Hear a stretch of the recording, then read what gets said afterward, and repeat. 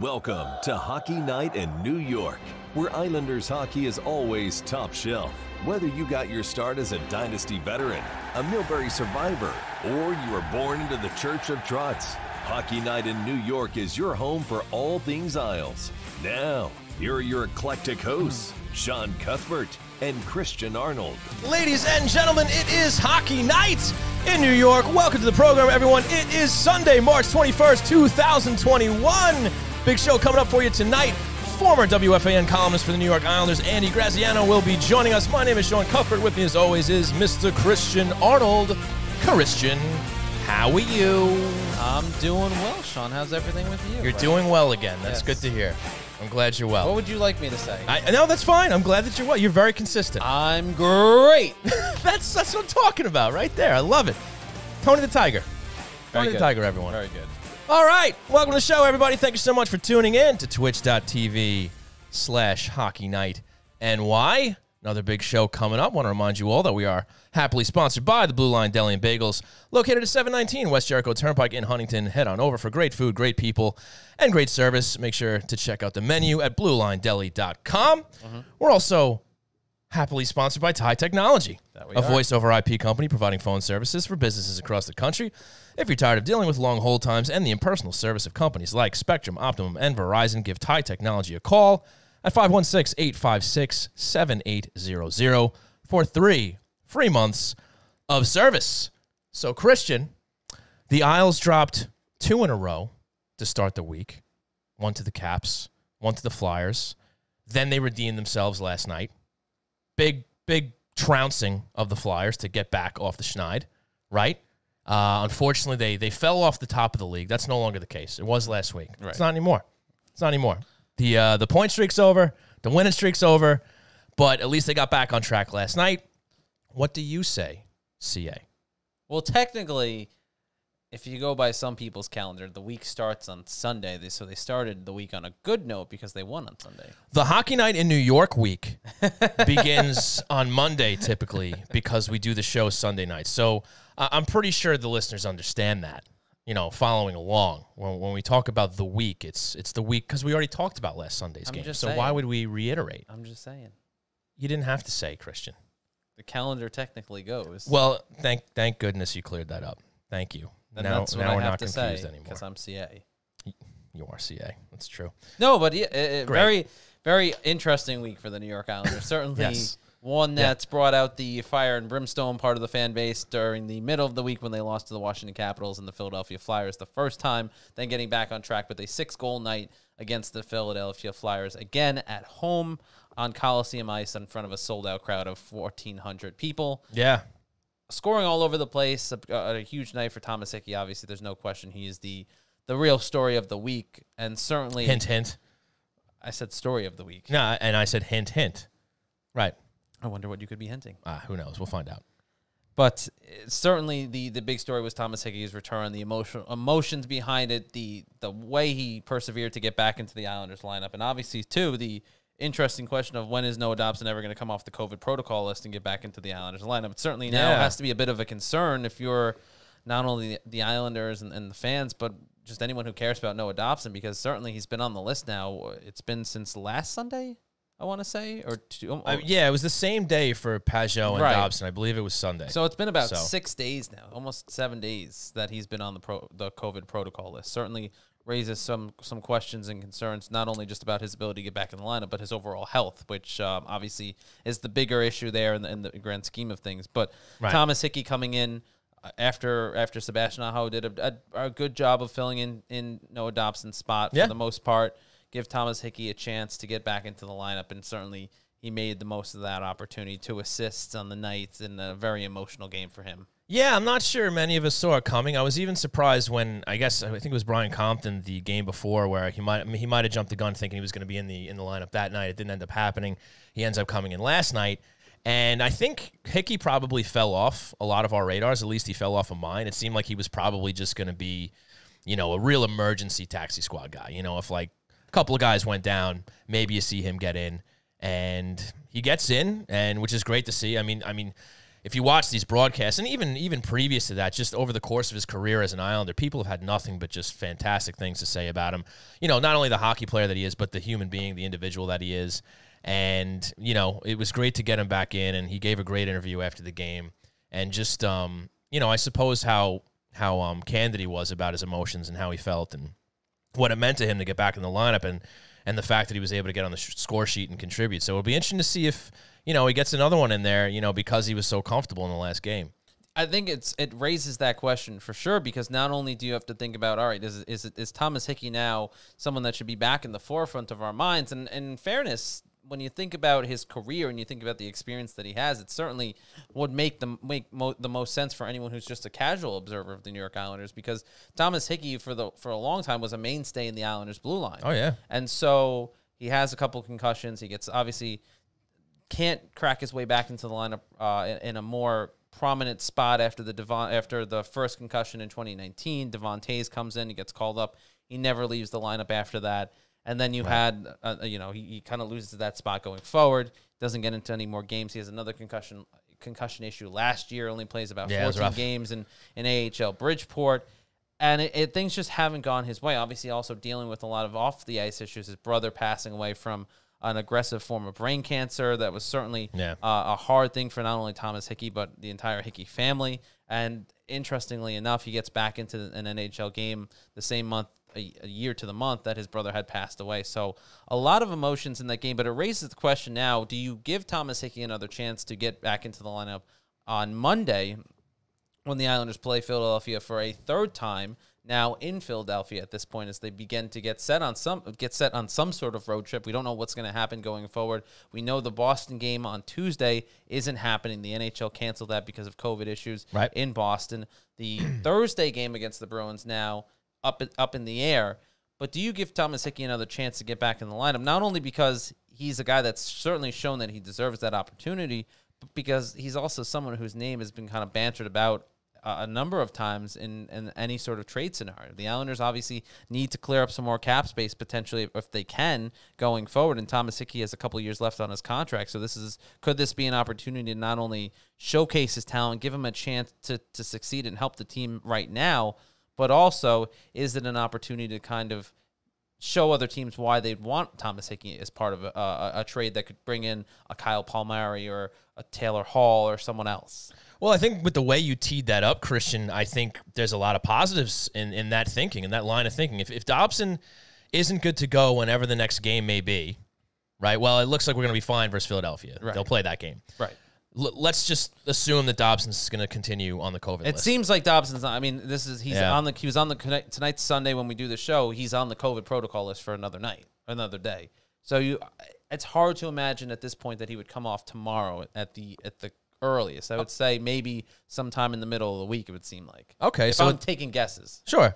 So with that line of thinking, you know, and like most NHL head coaches, you know, they don't really like to change things when things are going well, right? And you can't do much better than a 6-1 win against a division rival like last night. Right, yeah. And those are big points, too. Yeah, and I don't think there was anything that I saw from Thomas Hickey that made me say, might want to go back to Aho. I mean, the 2 assists aside, you know, let's say he didn't get on the score sheet. I think he still acclimated himself well for being out of an NHL game for so long. I still think he performed well. I still think he was fine.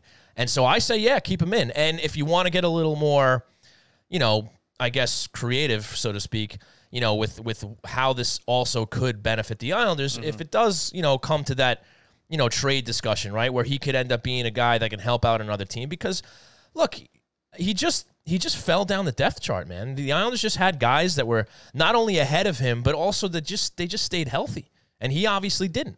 So it was tough to get him back in. I don't think we thought it was going to go this long without him getting back in there, you know. But because they maintained their health, because the guys above him were playing well, even Andy Green when he came over in that trade, right? You know, he had that chemistry with Dobson. Yep. So it was just, you know, kind of like Aho. I mean, that guy was waiting forever too, you know. So he finally gets in. He looks good, and whether it's going to be for the benefit of just getting him in the rotation in case they do need him further down the road, if knock on wood somebody else does happen to go down with an injury, at least he's already ahead of the game. He's getting his reps in, right? And then if Lou's looking to get creative to make a deal, and maybe he can throw him in to help out another team to bring over, you know, a top 9 forward, then all the better. So I think there's plenty of reasons, like you said, to keep him in the lineup. And I think obviously it's a small sample size. You get one game. It was a very emotional game for Thomas Hickey, so he's going to get you got the best effort you could have asked for in that situation. He was ready to go. You could almost make the argument that his effort, his performance on Saturday, maybe forces Lou Lamoriello and the Islanders to rethink their decision-making as far as pending trades. Like, does his play now, it's one game, I get it, but just for the sake of the argument, keep that in mind. Just for the sake of the argument, Sure. though, does it make you possibly rethink a little bit where you've put him as far as guys you want to trade or possibly consider trading in a bigger deal? Obviously, Leo Komarov's contract is really a big albatross on the New York Islanders right now. Thomas Hickey, also his contract hurts them a little bit as of right now. If he's not going to play, he's not going to play, it's a lot of money to be sitting on the sidelines. Right. So it certainly raises that question. Then too, someone asked me today on Twitter about if Noah Dobson's healthy, he would put Thomas Hickey in for Andy Green. Now, that's the one thing I would kind of push back on, because I think that Andy Green and Noah Dobson have created a really great chemistry together. And I think the role that Andy Green has played in mentoring Noah Dobson has been huge in his development, and I don't know if I'd want to change that. So, again, it creates the situation where it's tough to get Thomas Hickey back into the lineup. So even if we could say that Hickey should be in the lineup until Dobson comes back over Sebastian Aho or potentially another defender that gets in there, but after that, it's probably going to go back to Hickey and Aho on the taxi squad. Well, maybe one option it does create that's kind of a hybrid of that is maybe you don't fully replace Andy Green with Thomas Hickey, but let's say he does stick around. He's not thrown into a trade. Maybe what you can do is with this condensed schedule, and you look at Andy Green's age, right, maybe you just kind of say to yourself, hey, we can give Hickey a look every now and then next to Dobson. We can put him in every now and then just to spell Green, maybe keep him a little more fresh when the postseason comes around. True, but you've never gotten the sense from Andy Green this season that he's he needs that time off, for even for his age. We're only halfway through. His age, fair enough, but even considering his age right now in the NHL, he still looked pretty solid every game despite the condensed schedule. Sure, just throwing out another option. You know, we'll find out when Barry Trotz makes the decisions, but it's just something to consider. But speaking of options and considerations, we have to consider a break right now because Andy Graziano is going to join us to keep this conversation going. So, folks, thank you so much for tuning in to twitch.tv/HockeyNightNY, and thank you for listening on all your favorite podcast platforms. We will be right back. Customer service is the backbone of any great business, and reliable telecommunication is essential to keeping your client base happy. Introducing Thai Technology, a low-cost, flexible internet phone service founded on the idea that every customer deserves exceptional service while providing simple setup and management and easy integration to clients across the country.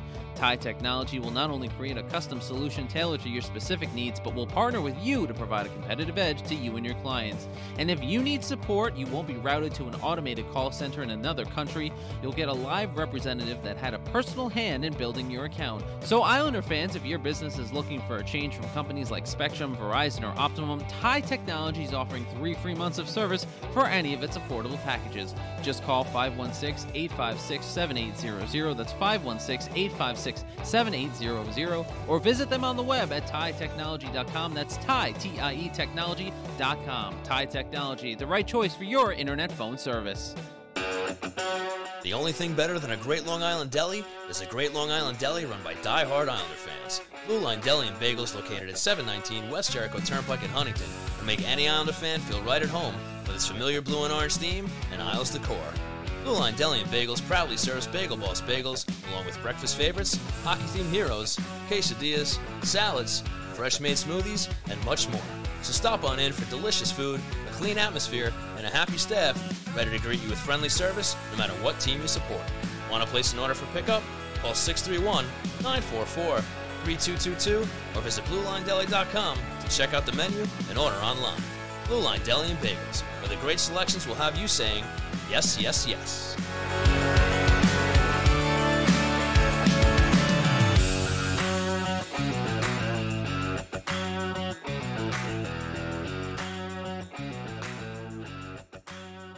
Nice break. Well, it's time to get back on the couch for more Islanders therapy with Shawnee and C. Arnold on Hockey Night in New York. Welcome back to the program, ladies and gentlemen. You are watching Hockey Night New York on twitch.tv/HockeyNightNY. And joining us right now on the line, brought to you by Tide Technology, is none other than Andy Graziano. Andy, great to have you back on the show. How you been, bud? Hey, guys. I'm well. How are you guys? Thanks for having me back on. Doing great. Pleasure to have you on. And just before you came on, we were actually talking about one Mr. Thomas Hickey, I believe number 34 now. Yep. On the New York Islanders. That he is. So I thought we would pick it up there and just get your assessment of his brief look last night against the Flyers in the 6-1 drubbing that it was, and what it could mean for him, I guess, going forward, whether that's sticking in the lineup for a little while, whether that's maybe being a potential trade piece. What do you think about Thomas Hickey, Andy? You know, I think the story of Thomas Hickey, as Arthur and others have put out there so brilliantly, it kind of makes it a feel-good story, right? How can you not feel good for this guy? And it just goes to show you his professionalism and his class, being able to come in like that after, 2 years, I believe, of not playing a game, and put forth a performance that he did on both ends of the rink, actually, defensively and offensively. We know that he scored some big goals for this team in the past, specifically some big overtime goals, some playoff goals. It's just one of those stories that makes you feel really good. And I think it goes back to the genius of Barry Trotz, right? I personally didn't think that Sebastian Aho played that poorly, considering that he as well didn't play a game in a year or two. I thought he came in and did quite admirably under those circumstances. And there's Barry Trotz just pulling a rabbit out of a hat, sensing that his team needed a little bit of an uplift after the loss to the Flyers previously, puts Thomas Hickey in there, and what happens? They come out and they just totally blow the gates off the Flyers, which lately, to be honest, hasn't been too hard to do. We saw what the Rangers did to them, and I'll tell you, I almost bit the bullet on that one big time, because it was 7-0. And I'm sitting next to my son. My wife's on the chair watching, and we're all watching the game. And they're Ranger fans, as everybody now knows fully. Let's put that out there. Let's just get it over with. And I tweeted. I said to my son, I said, "Watch this." And I tweeted, "If the Rangers get to 10, I'll put your Panarin jersey on, and I'll make that my profile picture." Wow. Tweeted that out. Within 2 minutes, it was 8-0. It was 9-0. I was like, "Oh man, I bit off more than I can chew here." How much were you sweating when it got to 9-0? Well, I just I figured they would go into dump and chase mode in the third, and that's exactly what they did. So the Rangers actually saved me, believe it or not, as strange as that sounds. Well, lucky for you that didn't happen. But I'll be honest with you, Andy, I kind of would have enjoyed that. Not for nothing. Yeah. Especially if it made its way onto social media. As would others. Yeah. Well, I would have to stick to it, right? I mean, in this day and age of social media, everyone's taking screenshots, and I would have been held to the fire on that. Gotta be a man of your word, absolutely. So, another thing we were considering is because of the performance that Hickey had last night, and under the assumption that Dobson stays out under this COVID protocol, is he somebody you're comfortable sticking in the lineup there? Do you want to see them go back to Aho? What do you think? At this point, why not run Hickey out there a couple? I mean, after the performance he put in last night, why not run him out a couple more games? I think him and Aho are probably interchangeable at this point. I can't see that you're going to get much from one that you wouldn't get out of the other, and vice versa. So, I mean, I think at this point it's kind of all who Barry is going to be more comfortable with at the given moment when he makes his lineup. But I just can say this with confidence: I don't want to see Leo Komarov on the first line with Matt Barzal and Jordan Everett. Come on, stop. Let's not.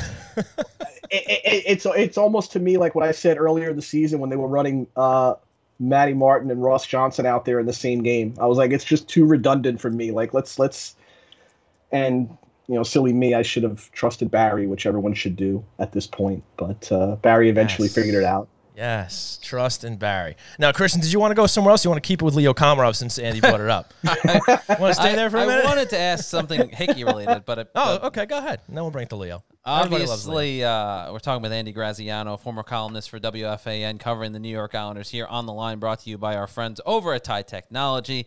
And Andy, I did want to touch upon one more thing with Thomas Hickey, and we were talking about this before the break. Actually, it was the fact that, or the question that, does this performance from Thomas Hickey, again, understanding that it's one game and the sample size is very small, does it perhaps give you some pause as to whether or not he's one of the guys you do try and deal at the deadline in a bigger package to try and bring someone in, or is it still this opportunity for him to kind of highlight why he should be a part of a bigger package that the Islanders use him to pick up another forward, perhaps? And maybe that in itself is the genius of Lou Lamoriello, right? We don't know what his input was on this lineup decision. We obviously know from Lou's comments last week that he is looking to be active in the trade market. I stress looking because every trade market every year ends up it's seemingly the same way. We hear all these names being bantered about and all these deals are going to get done. And then you see like 30 like minor deals come through and they have us all refreshing our Twitter all day for apparently no reason. So we don't know that aspect of it. My gut tells me that Lou had more than nothing to do with that decision. And I don't think there's really anybody on this team outside of, let me say, who we might think is untradeable due to maybe their contracts, Andrew Ladd, that he won't deal at this point. Obviously, you're not dealing Matt Barzal. Obviously, you're not dealing Ryan Pulock. I'm taking those guys, the obvious ones out of the equation. Sure. I don't think there's guys like Hickey and Aho and guys like that. Even maybe Kiefer Bellows, I don't think is can be said is not on the trade market at this point. I would think so, for sure. So yeah, I mean, I think it serves two purposes, right? It serves a purpose for Thomas Hickey to kind of get out there and get back in game shape and show that he could be a part of this team. And on the same standpoint, it shows that to other teams as well that might be looking to acquire his services. Andy, sticking with the theme of the trade deadline, obviously the Islanders now are focusing in on finding someone to replace, not necessarily replace, but kind of match the production that Anders Lee was putting up for the Islanders before he got hurt. Obviously, the ACL injury to him that he suffered on March 11th against the New Jersey Devils, for anyone who's been under a rock and hadn't heard the news at this point. But where do you see the Islanders potentially going as far as a trade? Obviously, Taylor Hall, Kyle Palmieri are the two big names that everyone's been focusing on. Forsberg has been another one that people have been throwing around. It's one name that I don't necessarily have a lot of high hopes that the Islanders going after, considering the contract and the cap situations that they have. But in your eyes, Andy, where do you see the Islanders looking? What deal is realistic at this point for the Islanders? I've always thought that Kyle Palmieri was more realistic to me than Taylor Hall. Even though we kind of know that Lou's first look is going to be to the rental market, somebody on a short-term deal. We know he's not going to want to take anybody with term, as Christian just pointed out, due to the contract situations coming up next year, unless you're dealing one of those guys back, maybe Beauvillier. I personally wouldn't give up on Beauvillier just yet. However, unless you're getting rid of a contract that's coming due, you're not going to look to take on anybody of term. So start looking at guys on maybe 1-year deals. A guy that really piques my interest might be you call Buffalo and see if maybe you can talk them into prying a Sam Reinhart off of them in some way, sending some of your bigger contracts back Buffalo's way. I'm hearing that Buffalo might be willing to take on some contracts. So in that situation, Reinhart would be a guy that I'd be keying on. I'd be looking Palmieri, I just think fits on a number of different levels, right? He fits, to me, perfectly on that third line with J.G. Pajot and Ollie Wahlstrom. He would fit perfectly in a Lou Lamoriello, Barry Trotz type structure. His familiarity with Lamoriello is a big selling point for me. And the fact that he wouldn't have to move very far. Let's face it, guys. At this point, that could be a selling point. So Palmieri, Reinhart for me would be a nice get. I agree with you, Christian. I don't think there's anything that the Islanders can move to get at Forsberg. As much as I would love him on this club, I just don't see that happening. I've always loved Mike Hoffman. He's playing well in St. Louis. The Blues are doing well. I don't think there's any chance of that happening.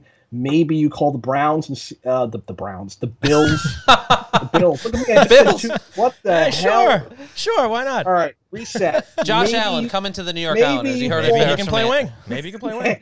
Maybe you call the Kings and check on Dustin Brown.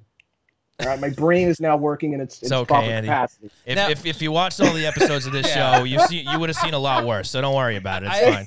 I am amazed though.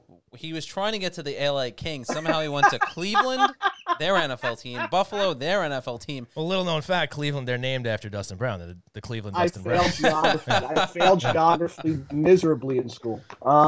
It is funny. Maybe you call the Kings and check on Dustin Brown. Dustin Brown has a lot of leadership experience. He's been a captain. He's played with great players, obviously, before. He's played with Anze Kopitar for a while. He's having a terrific season. Maybe you check in on him. He'd be a nice fit for that third line as well.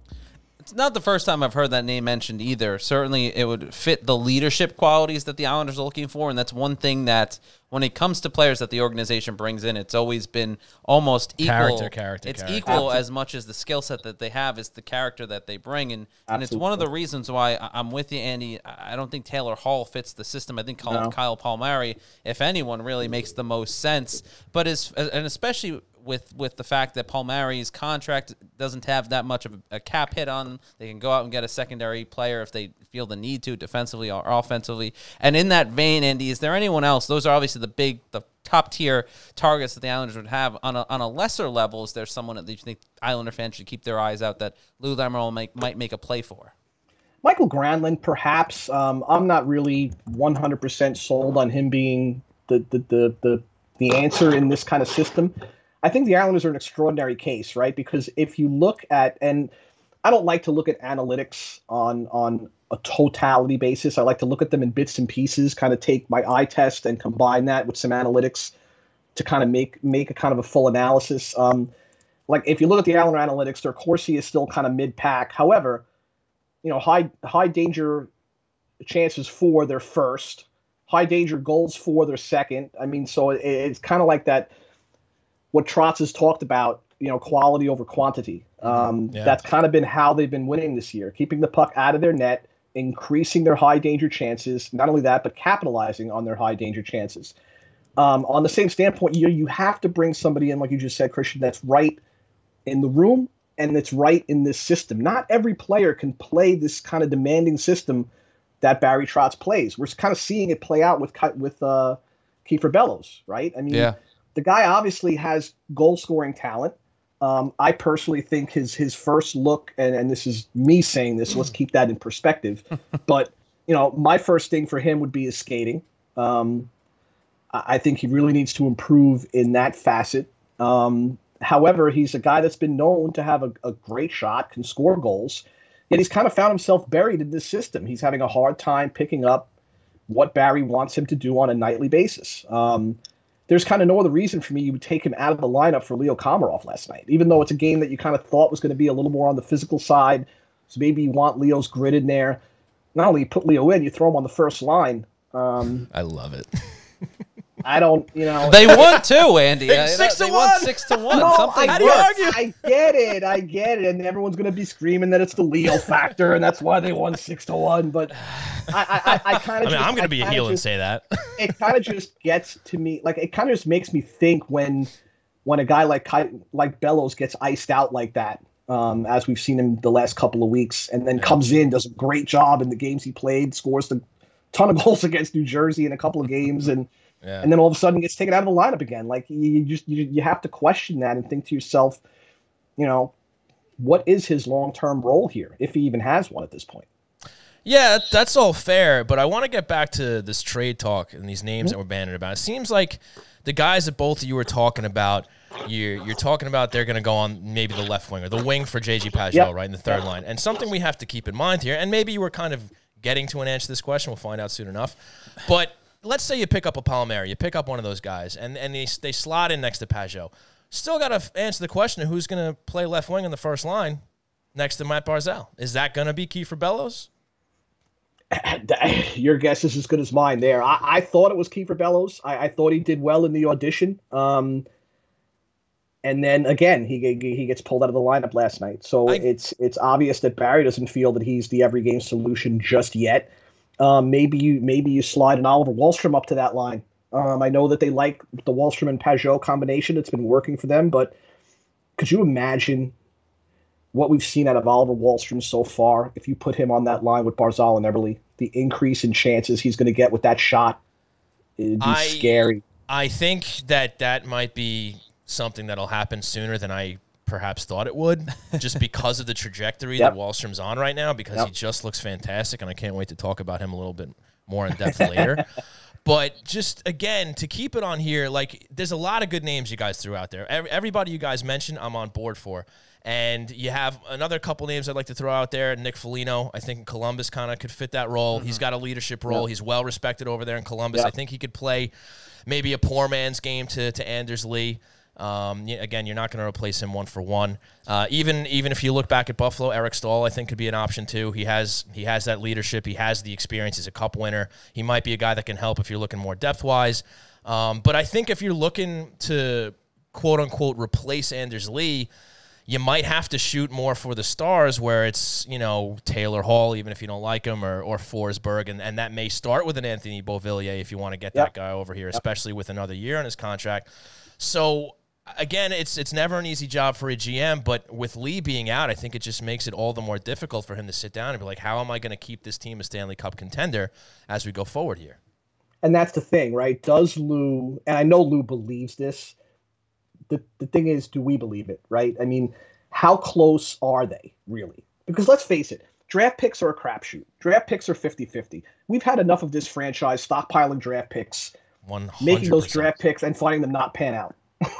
Whether that be a developmental issue at the Bridgeport level or not, I'm not going to question that. I'm not going to sit here and question Brent Thompson when I'm sitting in my daughter's old bedroom. I don't got time for that, Andy. And he's sitting behind the bench in Bridgeport. So let's just stop with that. Don't worry, Island's Twitter has you covered on that front. Oh, my.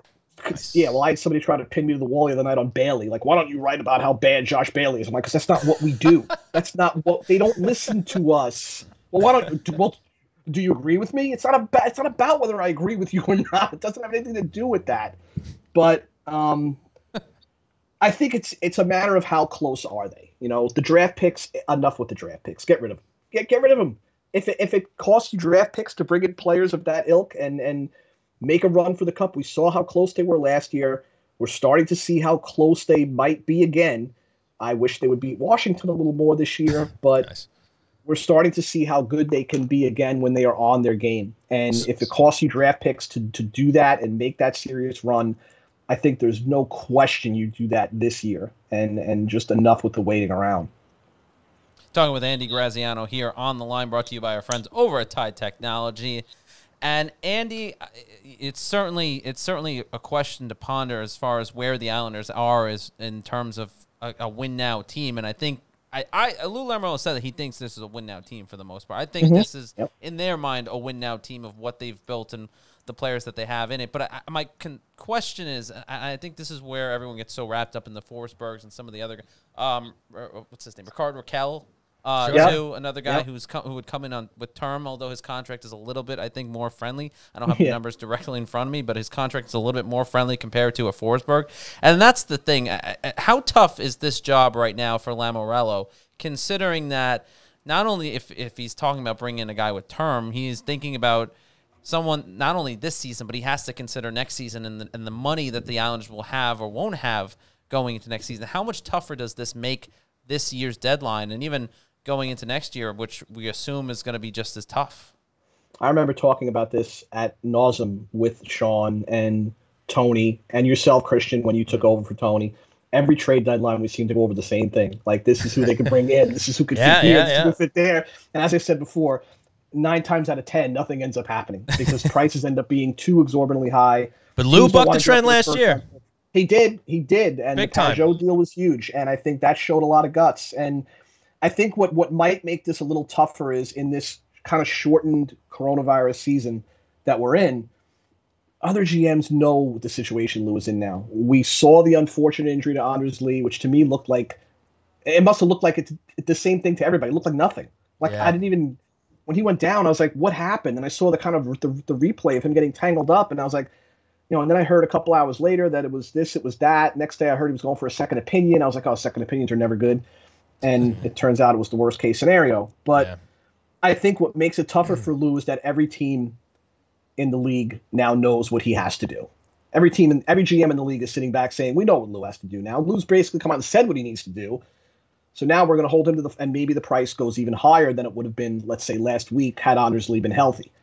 I don't think anyone's out there to do anybody favors, especially Lou Lamoriello. I think kind of other GMs have seen him run roughshod in his days with the Devils, just kind of crushing the competition left and right. I don't think anyone's looking to do him a favor. So I don't think anything the Islanders acquire is going to come on the cheap. Like, I don't think we're going to sit back if he does make a move, even a big move, and say, wow, that was a great deal. Like, we didn't give up anything. Like, I don't think that's a possibility at this point. I think it's going to be a pretty big cost. And so, yeah, I think he's got a tough job ahead of him. And like I said, to keep this team in the Stanley Cup conversation, he needs to be up to that job. And that's what he gets paid for. Damn right, Andy. And, you know, we'll see. We have less than a month to find out what Lou ultimately does with the trade deadline. But one thing I want to get your opinion on before we move on is Matt Barzal and his continued disciplinary issues. He took another double minor the other night, and it's costing this team. You know, you could make an argument that maybe the Islanders didn't have to, you know, try to scrum together a comeback in the third period if he doesn't go on that 4-minute double minor penalty that night. And just overall throughout the year, you had Barry Trotz in his press conference not too long ago saying that this guy shouldn't be leading the team in penalty minutes. It should be Matt Martin. It should be Casey Cizikas. Literally anybody from the fourth line. And, you know, he's not learning from his mistakes. I mean, we're seeing this over and over, and we've seen it in overtimes. We've seen it in very critical moments in games. What's going on with this kid, and can he, I suppose, you know, turn this around?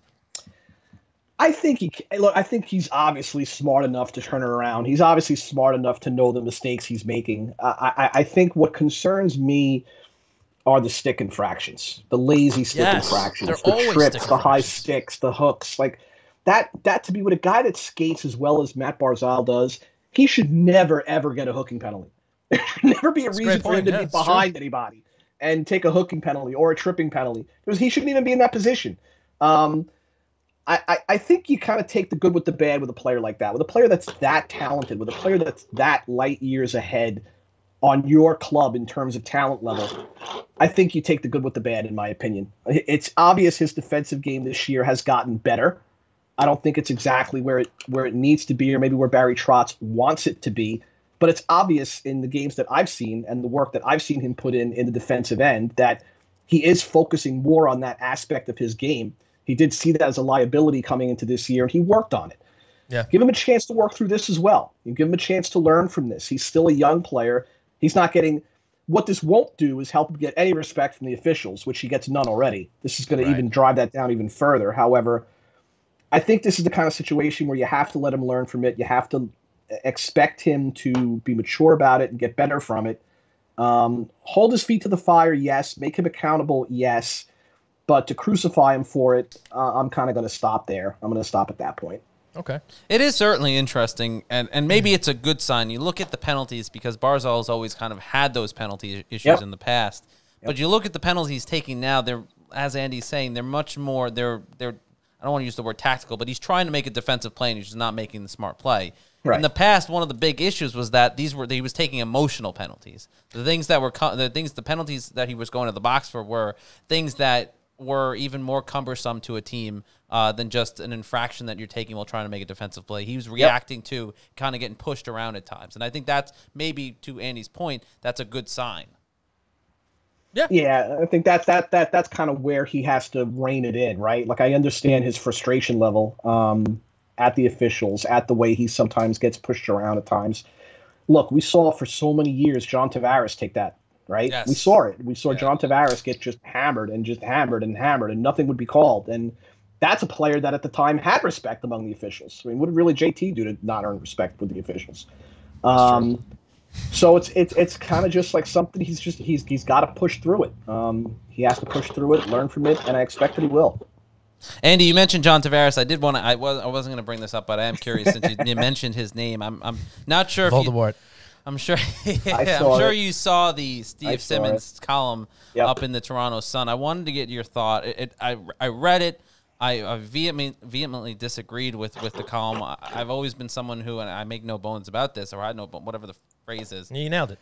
That I think John Tavares got a raw shake when he left, and I think that his legacy here has kind of been kind of unfairly tarnished. Andy, you busy on Sunday nights around 8:00? By the way, people are dropping off. People are dropping off as you speak, man. And The pitchforks are out. I felt like the almost gleefulness of people's reaction to that Steve Simmons column was a little much. I wanted to get your take on what you saw in that column. If it was fair, if the reaction was fair in your mind. Christian, you and I have known each other for 7 years now, and we've agreed on a lot. We've disagreed on some. We've agreed on more than we've disagreed on, I think. Sure. This is something that you and I are right on the same page with. I mean, I'm totally there with you. I also think John Tavares was put in a position late. Let's make this perfectly clear. Toronto didn't enter the picture in that whole situation until very late. And that changed the whole game for John Tavares. Do I believe when he said 4 months earlier that he envisioned himself staying on Long Island, that he loved Long Island, that he wanted to stay on Long Island? Yeah, I believe all that. It's true. Then Toronto comes in late, and you have this chance to go play for your hometown team. Come on, we all saw the pajama picture. Yes, we did. I mean, that's a dream. Any one of us would have done the same exact thing. And if you say you wouldn't have, you're a liar. You're just a liar. So I'm on the same page with you as far as Tavares goes. I saw what Simmons wrote.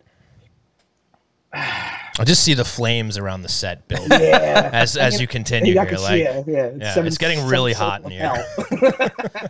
Let me say this about Simmons. He has been known to put out bait clicky stuff. I'm not gonna say he hasn't. It's true. That column I thought was okay. It was a little bit rough, but there's some validity he did make in that. I think expecting John Tavares to score 100 points a season is not what John Tavares is going to bring you at this point in his career at this age. He's not Austin Matthews. Mm-hmm. He's not Connor McDavid. I think they were kind of expecting him to be that. Would I have liked to see him in an $11 million deal for that term? No, but I don't like to see any player in that kind of financial commitment for the long term. So it's not Tavares exclusive for me on that. Guy's still a point per game player. I'm not sure what else you're expecting him to do outside of, again, score 50 goals in 30 games and put up 120 points a season and challenge Connor McDavid for the Hart, which nobody's doing. Right. I'm not sure what else you expect the guy to do. Hammering him like that is not going to make him feel any better about himself, his play, or his team. So I'm with you on this one, bud. Well, Andy, you were awesome tonight. Appreciate you joining us. Great stuff as always. Great to see you again, even if it is digitally. Awesome. But good to see you're doing well, and hope to have you on again soon, huh? Thanks, guys. Take care. Have a good one. All right, brother. Take care. That was Andy Graziano, former columnist over at WFAN and SNY, covering the New York Islanders. So where do you want to pick up, pal? Well, I do want to just finish this thought because I think Andy's right. And playing with fire here. Joe McGrath did ask a question about it. Okay. As a writer, don't you write that column to get the exact reaction? Yeah. And he does. No, but 100%. And I think it goes back to what we talked about when I was talking about the reaction to the why can't I think of his name? Spit and Chicklets podcast comments about Matthew Barzal. Oh, yes. Right. Ryan Whitney. Wasn't it Whitney that said it? Yeah, it was. Oh, yeah, I guess it was Whitney. It was one of them. But the comments about the Islanders and people getting reacting to that emotionally. Yeah. It's the same thing, 100%. But at the same time, it is frustrating to see a column like that because it kind of feeds into that narrative that John Tavares wasn't a leader. And I think that's what that column did. It kind of gave more fuel to the fire that he isn't a good leader. And I saw some comments from people that I respect, and one of them was about how they're not surprised anyone from Long Island could have told it. It was a comment that was unnecessary, and anyone who was around Tavares for the 9 years that he gave his heart and soul to the Long Nobody Island. looked at him as a non-leader until what happened. Right. And everybody loved him until things went way south in a very short span of time. Right. But that horse has been beaten so far to death, not only on the show, but just around these parts. I don't want to belabor it too much, but I mean, it's valid. It came up. It's worth noting again because it was brought to the forefront by this column that was put out by someone who I like Joe said, it's a column that's written to get a reaction, and it did that. The Larry Brooks of Toronto. Anyway, but yeah, he's a guy who goes for the reaction. And I think that's unfortunately Islander fans took the bait and they kind of ran with a narrative that just isn't true or fair to John Tavares. Yeah, but let's put that one to bed because we got a lot of stuff coming up here, and we want to dwell on 91. We've been there, done that, you know. Well, I don't think it's necessarily it's me funny that's dwelling on 91. It's no. I just don't want to go any further.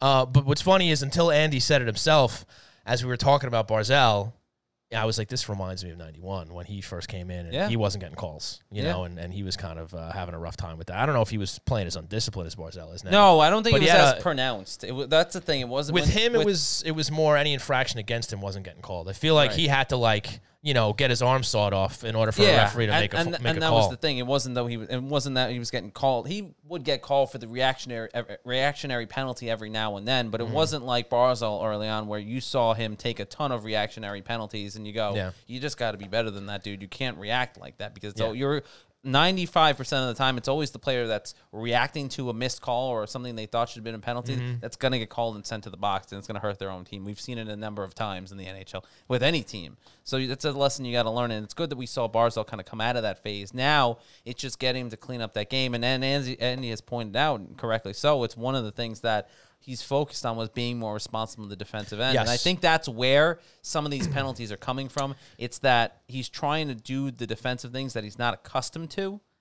And in it, he's making those little mistakes that are costing his team. You guys made a good point bringing that up. In fact, what I've noticed is a lot of these penalties that he's taking and the fact that they are stick infractions, mostly to the face. Almost all of them are some guy's grill. And it's because he has a lot of failed stick lifts attempts. A lot of them he's trying to lift a stick, and he ends up just swinging and missing, and he goes right into their face. So does that mean, hey, Matt Barzal, stop trying to lift guys' sticks? No.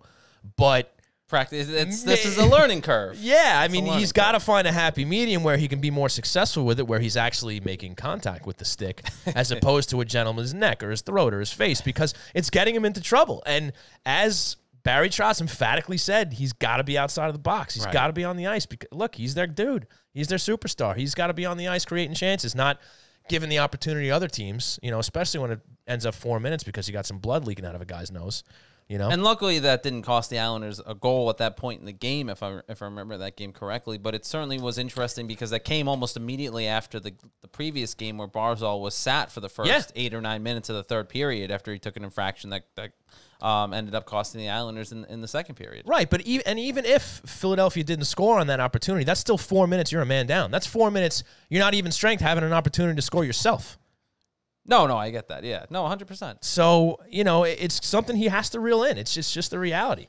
And it's a tough spot for Barry because he disciplines him the game before. And then in a game like that, they're trailing, you need him on the ice. Yeah, do you need to send him a message again? It's like, okay, I got to keep him out there. Yeah. So especially because outside of taking that penalty, he's still playing well. He's still creating plays. He's creating chances. It's not like he was dogging it out there. He just takes another crappy penalty, So it's Sal, by the way, I can't say that last name. It's very Canigliaro. There you go. It's because he has a theory, and he says it's because Barzal is still pissed about getting his face cut up in the playoffs last season. It's possible. Yeah. He may be exacting revenge on the rest of the league because they messed up that GQ face. Yeah, hey, it could be possible. You never know. You can't rule it out. I don't think it's hurt him by any stretch of the imagination. Probably not. Don't think he's lost too much of his good looks there. No, he's a handsome fellow. So we got Pajot back in, as we've already discussed. Dobson's still out. We talked about Aho. We talked about Hickey. Let's see here. You had the goal in the failed comeback for Aho. He got on the board. Not only that, he had the assist previously in the Devil game. Mm-hmm. So, maybe it came as a slight surprise that they even brought Hickey in for Aho. I did see some commentary, though, that maybe Aho was having some trouble defensively, so maybe they just wanted to get another look. Well, one thing that Barry mentioned after the game the other day, and I did ask him about it, actually, what was the process in putting a Hickey, because you always hear him talk about the desire that lineup decisions come from matchups, right? He wants to put the best matchup out there regardless of what particular player it is. And he felt that Hickey is, while he's a small player, he has much more of a physical, tough brand than people give him credit for. And the Philadelphia Flyers, by no stretch of the imagination, are a tough team to play against that plays a very physical style. And Thomas Hickey, while he is small, does know how to throw his body around a little bit here and there.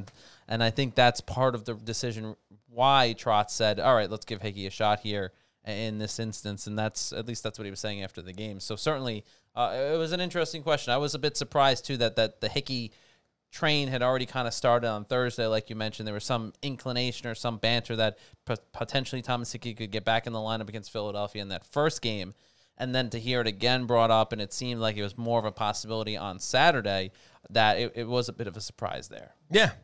And look, I think we're going to see Hickey back in tomorrow. I think he's going to be back in. Oh, I think so too. And I'm rooting for the guy, whether it's earning more rotation with the Islanders because he's playing well, or if he does end up in a deal where he actually goes to a team that's going to have him playing night in, night out. Yeah, no, he deserves it. The guy has been a workhorse his entire career. He's been nothing but a dedicated Islander since they acquired him in 2013, right before the lockout-shortened season started that year, and he's been an asset ever since.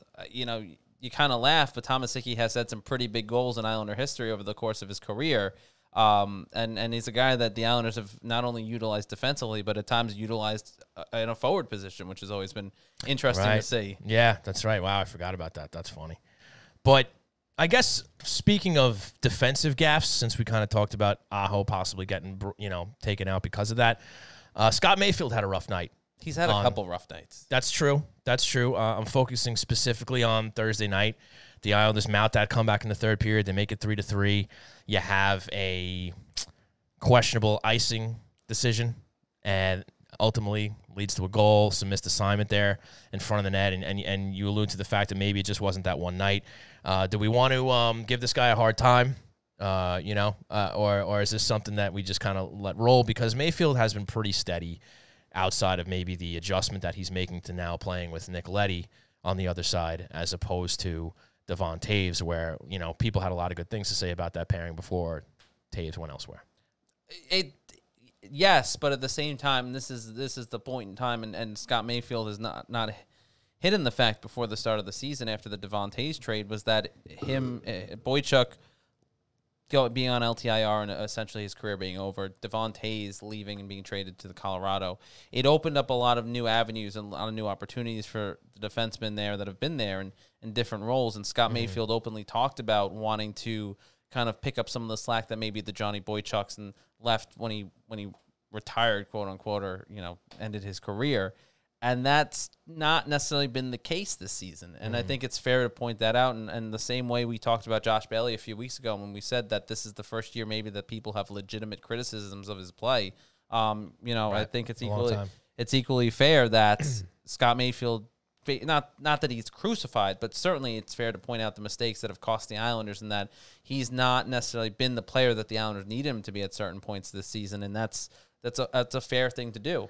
Yeah, no, it is. And thankfully, there hasn't been so much going on this season where you need to harp on a guy too hard, right? We talked about it last week, especially the stretch leading up to these last few games where, most guys were doing their part, one way or another. They were playing pretty well. There wasn't a lot to complain about. So if you want to be a little nitpicky, there's been some spots where Scott Mayfield maybe could have had a better night defensively and whatnot, but I don't think it's like anything you have to be overly concerned about, like big time, anything like that. It's funny enough, I've been joking a little bit, is that Mayfield, you talk about him, filling the shoes of Johnny Boychuk a little bit. I feel like to some degree, he's kind of filled that needless icing void left by Johnny Boychuk, because he was kind of famous for that. And I've seen Mayfield commit a couple of those now. I don't mean to get on the guy's back here, but just something I kind of took note of. But no, I don't think it's anything that anybody really has to get overly concerned about. And I did see a question from Sal. Yes. Do you sit Mayfield for a game once Dobson comes back and leave Hickey in? I'll let you take that. I think it kind of goes back to what I was saying before about even taking Andy Green, and I don't think you do that,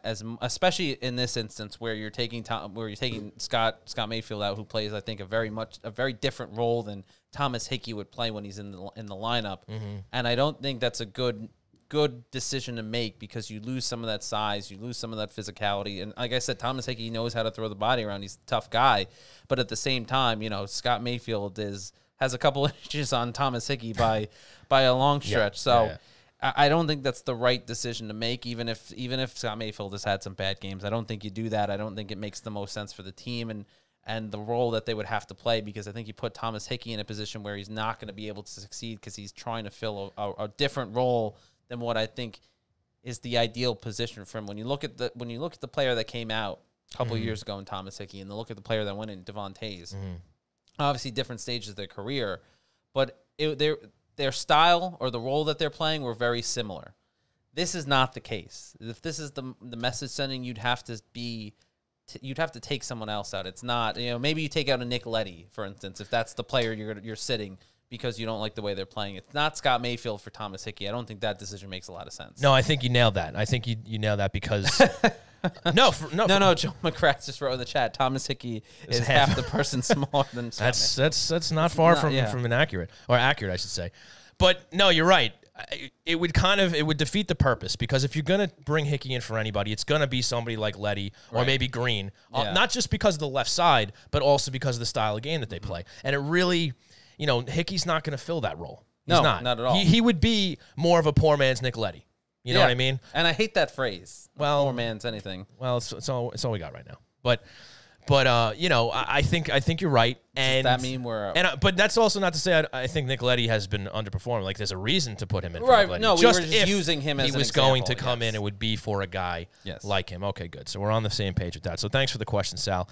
So yeah, I think it's going to be spot duty if anything for Hickey, and it's also ultimately going to rest on just how long Noah Dobson's going to be out. But at least we saw some good out of him. He had a good night, and perhaps if they do have to bring him back in, we see some more of that. So it's good stuff. Absolutely. I agree with you, too. I think we see him on Monday night against the Flyers for the third game there in Philadelphia. And then it'll be interesting. It's a real crapshoot to see if we're going to actually have games in Boston this week, because it's right now we know Tuesday's not happening. We don't know where Thursday stands. I've been told by an NHL source that right now they are there. It looks like Thursday will play, but things are still kind of up in the air, it seems like, for sure. Okay, well, the Islanders have done very well with breaks. Yes, that's so that's I don't think it's necessarily a bad thing. It's worked for them, so you take that for what it is. It's certainly worked for them. Yeah, and that you don't want to say it would be a good thing for them, but certainly the practice time is needed, because they tend to go in and they hyper focus on one aspect of their game. Remember, it was the power play last time, and you saw they came out like gangbusters after that February break. Yeah. And the power play looked incredible after that. And then you come back around and you get a couple days of practice here potentially. Even now, Monday they play in Philadelphia. They'll most likely come back to New York and have a couple days in New York to practice before they even go to Boston. If they even play in Boston that Thursday. So it is an opportunity there. And maybe it's an outside chance it's one or two less games missed for Dobson. Maybe one of those games end up back on the schedule later that he ends up being able to get in, as opposed to having to put in a replacement. So it could end up being a positive, even though we want to see as many Islander games as possible because we like watching, and that's why we're here. Yeah, no, 100%. Salah had another question for us. Sure. He was asking about Jeff Carter, who has one more year left after this season on his contract. Do you trade for him if it only costs picks and prospects and worry about the cap later? I'm going to be completely honest with you, Christian. I don't know the type of season that Jeff Carter's having right now. I know that the LA Kings are playing better than they had in the last few years, but because of this, I suppose, complete in-division play that we've seen here, like, I have been so out of touch with the rest of the league, especially out west. I don't know. I don't know anything other than the standings. So it's hard for me to answer that question because I don't know the kind of year he has. I know that he's a good player. I know that he brings a lot to the table. Again, the veteran stuff, the cup winner, all that kind of stuff. And at one point in time, he was a goal scorer. If he's having a good year, it's something I would consider. He's not, to steal a quote from this show, he's not at the top of my list. Wow, you paraphrased our own show. Why not? Jeff Carter, by the way. Maybe you got a better answer for me. 29 games this year. He has 5 goals, 9 assists for 14 points. Now, not bad. You have to remember, a lot of these players, whether it's Taylor Hall, whether it's Kyle Palmieri, whether it's Ricard Raquel, all of them are playing on teams that have struggled this year offensively, and all of them have kind of had down years, every single one of them. And I don't necessarily know if that's a reflection on the player as much as the team that particular player is on. So, for instance, Buffalo is obviously a tire fire, so Taylor Hall has struggled to create the offense he's been known for. New Jersey has obviously struggled this year. They're one of the lower echelon teams when it comes to goals for. I want to say before today, before they played the Penguins this afternoon, they had 69 goals for, which was about, I want to say it was 29th or 30th in the league as far as scoring goals for. And so obviously they're not putting up a lot of points, so that's going to impact a guy like Kyle Palmieri, who's had, who's been a pretty consistent 20-goal scorer during his time in New Jersey. And Jeff Carter is an interesting case. He still has another year on his contract. I know that there's some guys over there having better years. Like Kopitar has kind of come back. Right. He's putting a lot of points up, and Brown obviously was discussed earlier. So maybe he's part of all that. So is it a guy I don't consider? No, but Carter would come with a 5.27 cap hit as well this year and next year. And next year. Again, that's the I don't know if I want Sal's to be tied asking. to that year at Jeff Carter. Like if I'm going to put 5.7, you said 5.2, whatever it was, 5.27. 5.27. I don't know if I want that going into Jeff Carter next year. And it's he's not the player, and I would say he would not be a guy that the Islanders should target in this instance, especially with the extra year on his contract. If you're going after a player, I mean, Raquel makes the most sense in that he does have a cap-friendly, a team-friendly cap hit. He is a guy that has been somewhat consistent in what he's able to do offensively, and again, playing on an Anaheim Ducks team that just hasn't been great this year, certainly kind of hinders his numbers and hinders his ability to kind of be the consistent player that he's been known to be during the course of his career. So I think he's a guy that makes more sense if you were to try and bring someone in for an extended period of time. Yeah. So plus it gives you an option there on the third line once everyone's healthy. Anders Lee back next year. He can kind of slot right down to that third line and maybe fit well in with an Oliver Wahlstrom and a JG Pajot in that role. But Jeff Carter's not on the top of my list. He's not on my list. He's not on the list. He's not on my list. Yeah, I'm kind of with you there, buddy. I mean, you outlined all the reasons pretty much, and especially that extra year. Like again, I don't want to commit that kind of money to him in especially at 5.2. If he's a rental, and maybe it's slim pickings because other guys go elsewhere, stuff like that. Maybe he's a guy you look at, but yeah, not on the list. And if he is, he's towards the bottom for me. But Chris, I think we should get to the hero. We have a couple other things to talk about. Maybe we'll get to the hero, and then we'll go to those things. What do you think? I think it's time for the hero of the week. It's time for the hero of the week. But before we do, I want to remind everybody that RJ Daniels is the place to watch Islander hockey this year. It's the place to be over in Rockville Center. They got $5 16-ounce Bon Rocker ales, $14 Bud Light pitchers, $17 domestic buckets, $4 domestic bottles or pints, and they got plenty of food specials as well. Head on down for Islander games at 279A Sunrise Highway in Rockville Center from pregame until final horn or until 11 p.m., whichever comes first, but the game will be over by then. That 11 o'clock is good now. It's opened things up now. It's a little better. So, yeah, RJ Daniels, Rockville Center, excellent people, excellent staff, food's great.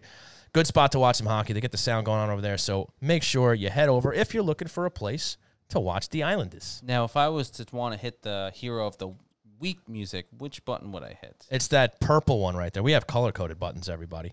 See that purple one? You're going to hit that one, so you can hit that. Yeah, there you go.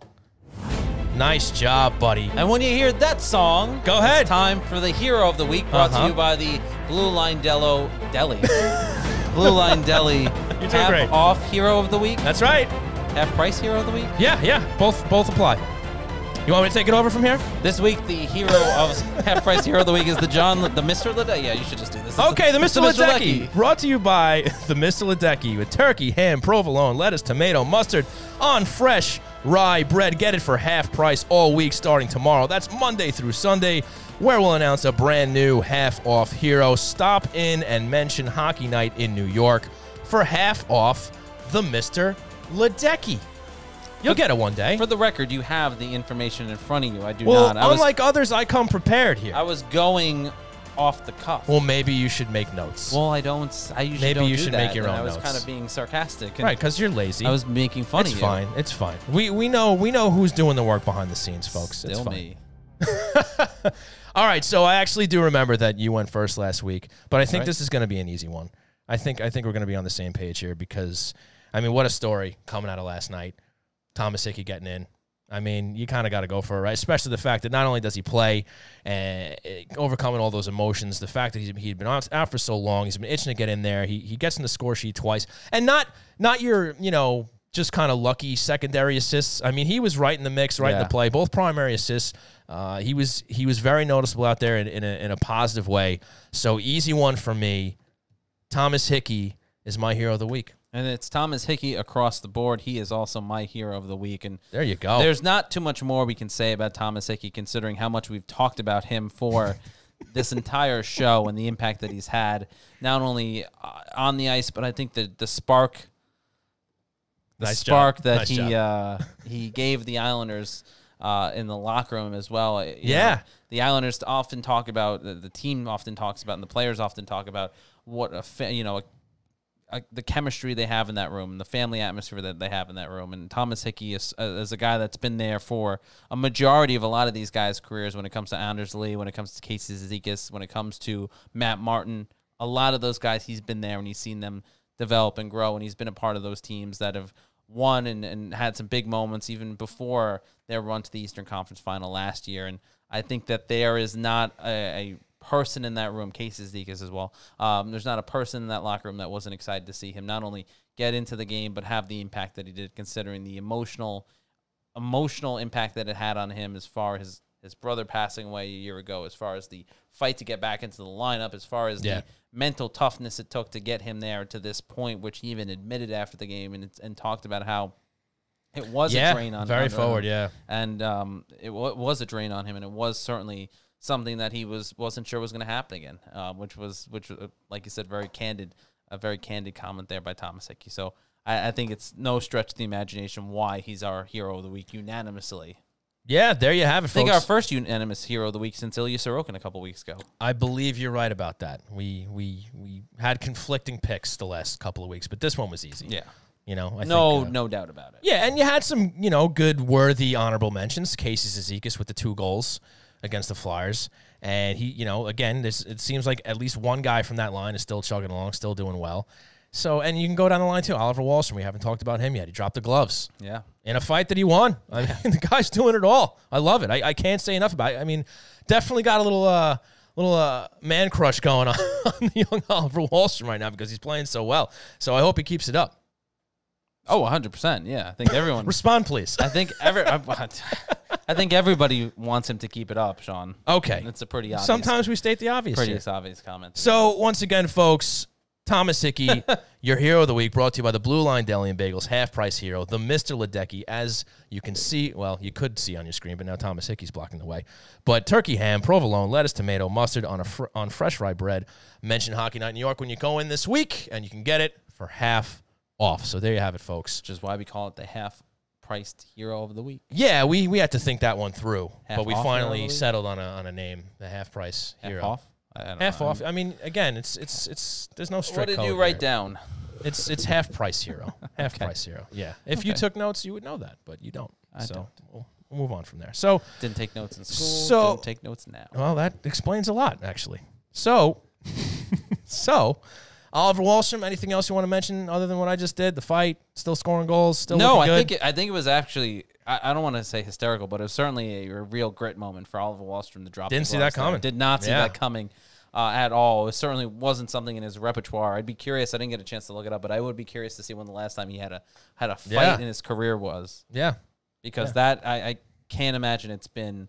I can't imagine it's been something that has happened a lot over the course. It looks like you're trying to look that up right now. Well, I was trying to do it stealthily, but you decided. No, it looks like that's fine because I can also mention at this point in time that Danger Zarnik got back into the lineup on Tuesday, but then he ends up coming out because Barry Trotz, did a little line shuffling. So, actually, my name is Austin Powers. It says your name, Danger Powers. No.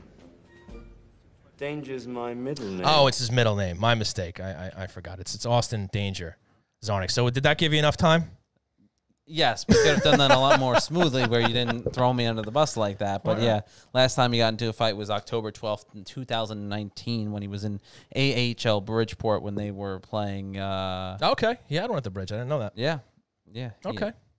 So it's certainly been a while. There's not a lot on his fight card when it comes to they were playing the Charlotte Checkers that night. And when it comes to his fight card, he only has let's see here. It looks like he only has 3 in his entire career. Okay, well, I have to say he acclimated himself very well in that fight last night. I don't know what kind of fighter Lindblom is, but he took care of him.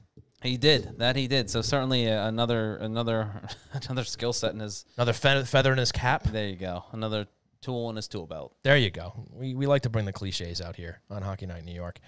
Any thoughts on Bellows getting taken out of the lineup? It was an interesting thing. Andy obviously was talking a Yeah. little bit about it before with the decision to put Leo Komarov, and it worked. Leo certainly plays a role. I know people don't like that role. They don't like to see him in the lineup too much over a guy like Kiefer Bellows or someone else, but it is what it is, and that I don't think that he's a curious case. He's a curious case because it certainly seemed like he was going to be a guy that in the Oliver Wahlstrom position right now, that he was going to be the one that the young guy that runs with the opportunity that he was given by Barry Trotz. And it's panned out sometimes. It hasn't panned out other times. And again, I think it may more or less go back to the matchups when it comes down to it, the same way Thomas Hickey was played over Sebastian Aho against the Philadelphia Flyers. It might have just come down to the matchups that were going to happen that night. So I don't know. I wouldn't read too much into it. You don't think he did anything to warrant being taken out of the lineup? No, I don't think so. Okay. All right, that's fair. So then we'll probably see him back in soon, depending on the matchups. Yeah. Yeah. Okay. Well, I mean, again, Barry Trotz has made no bones about the fact that the matchups kind of dictate what's going to happen, whether it's goaltending, whether it's lineup decisions.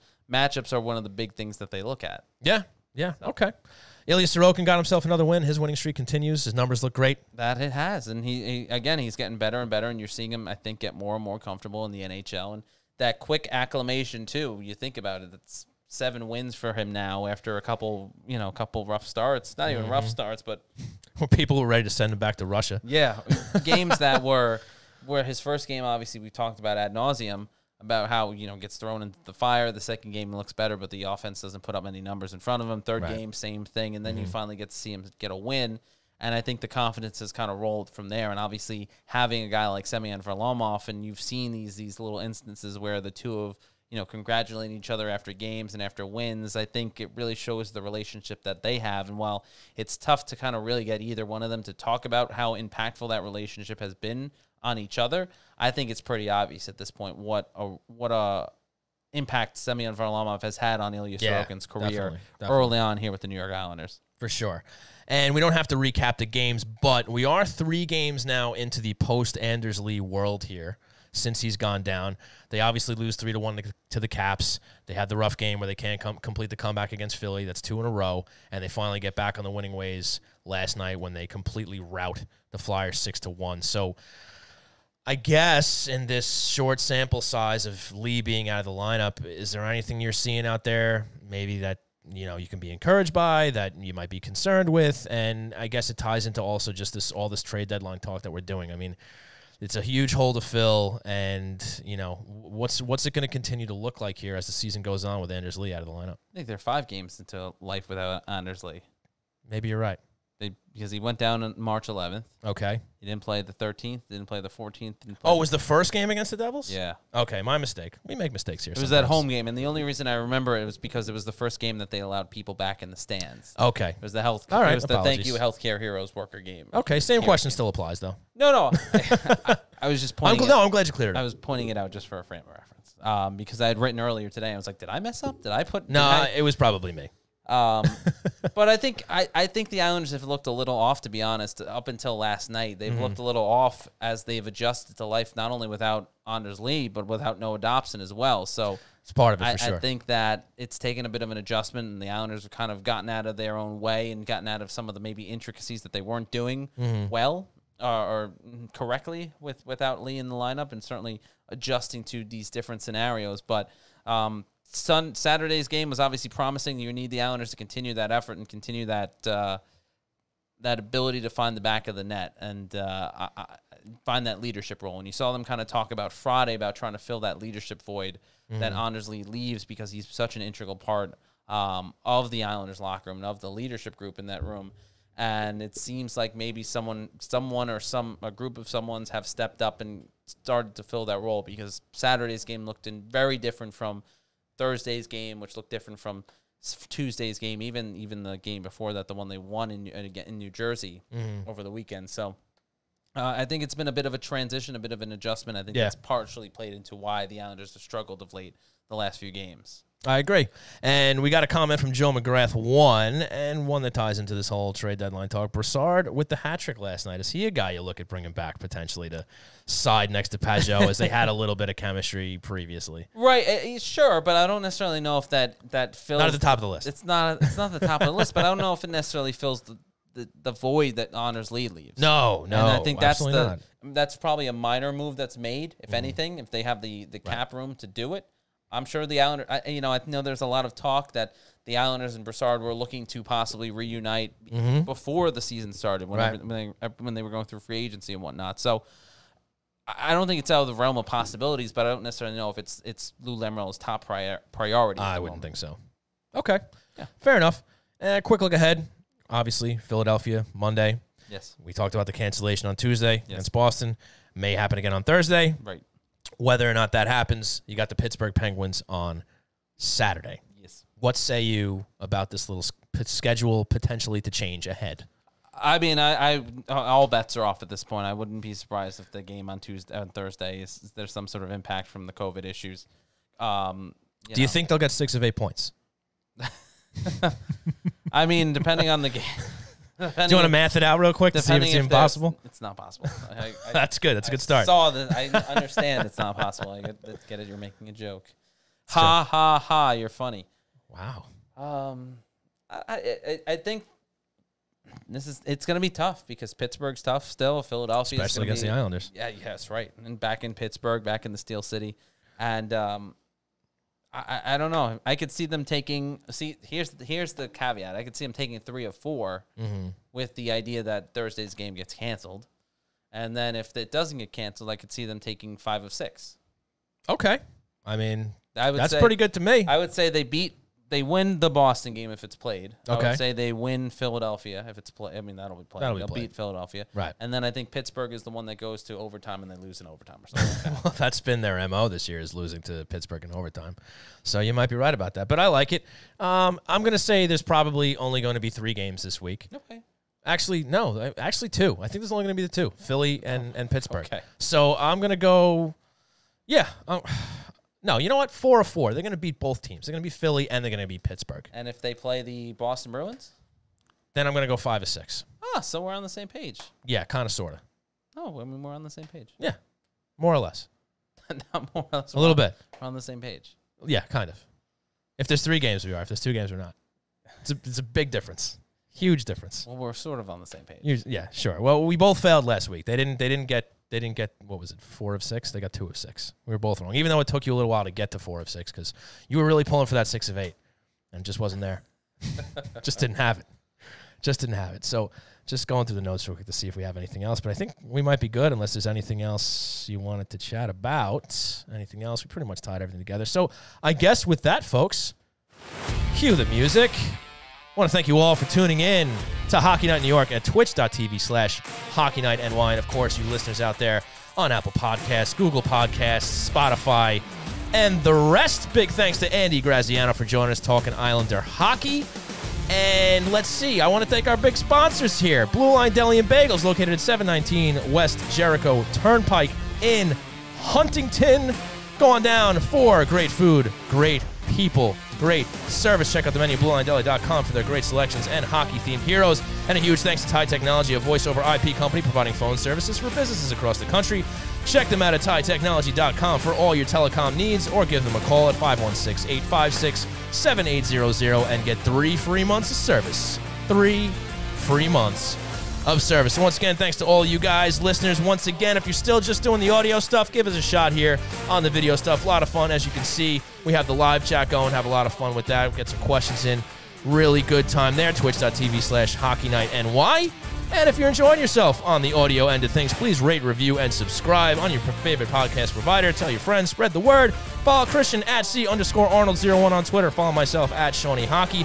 And follow the show at Hockey Night NY on Twitter, Facebook, and Instagram.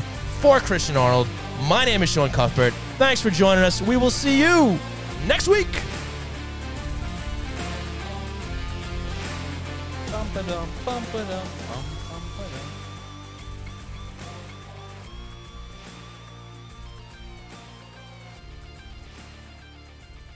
Bye.